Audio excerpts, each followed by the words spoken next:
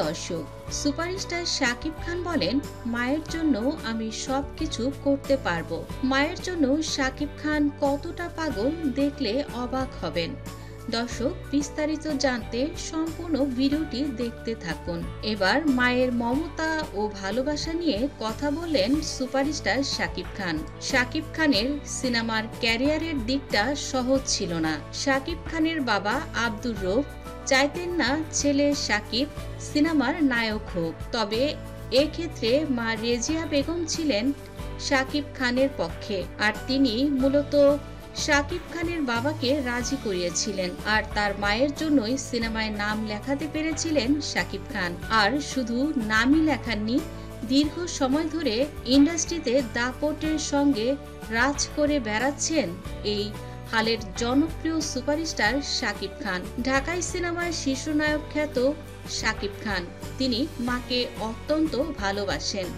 এক বিশেষ সাক্ষাৎকারে মায়ের সম্পর্কে এমনইভাবে মন্তব্য করলেন শাকিব খান। শাকিব খান বলেন, আমার এই পৃথিবীতে আমার মায়ের অবদান সবচেয়ে বেশি। আমার জন্মের পর থেকে আমার মা আমার জন্য কি না করেছে।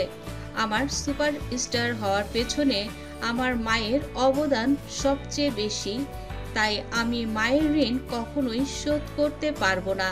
মাকে ভালোবেসে মাকে অসুস্থ অবস্থায় দেখে কান্নায় ভেঙে পড়েছে শাকিব খান।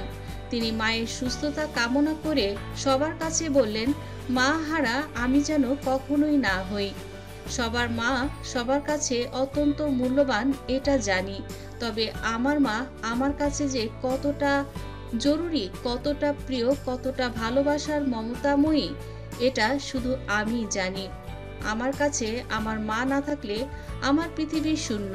শাকিব খান বলেন, পৃথিবীর সকল কিছু বদলে যায়, শুধু বদলায় না মায়ের মমতা, স্নেহ, ভালোবাসা, আদর।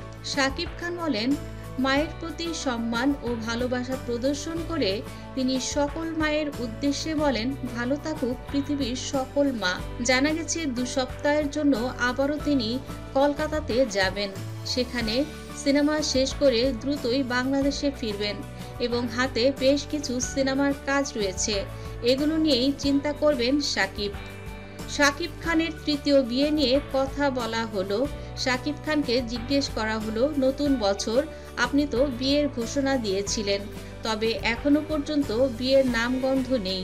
আপনি কি আসলে বিয়ে করবেন? আপনি কি সত্যি অপুর সঙ্গে সংসার করছেন? শাকিব খান বলেন, দেখুন, সবকিছুর সময় হলে আপনারা জানতে পারবেন। আমার সন্তান আবরাম এবং সেজাদকে নিয়ে আমি খুব ভালো আছি, আর পাশাপাশি আমার বাবাও অসুস্থ। বাবা মা দুজনের প্রতি আমার রয়েছে সম্মান, ভালোবাসা। বাকি জীবন তাদের সঙ্গে যেন আমি সুন্দরভাবে এভাবেই আপনাদের ভালোবাসার মধ্যমণি হয়ে থাকতে পারি, এটাই আমার এবছরের চাওয়া। আশা করি নতুন বছরে আপনাদের আমি ভালো ভালো কাজ উপহার দিয়ে এভাবেই আপনাদের মনে জায়গা করে নেব। সুপারস্টার শাকিব খান বরাবরই সুন্দর কথা বলেন, আর তার মায়ের প্রতি এই ভালোবাসা সত্যি সবাইকে অবাক করেছে।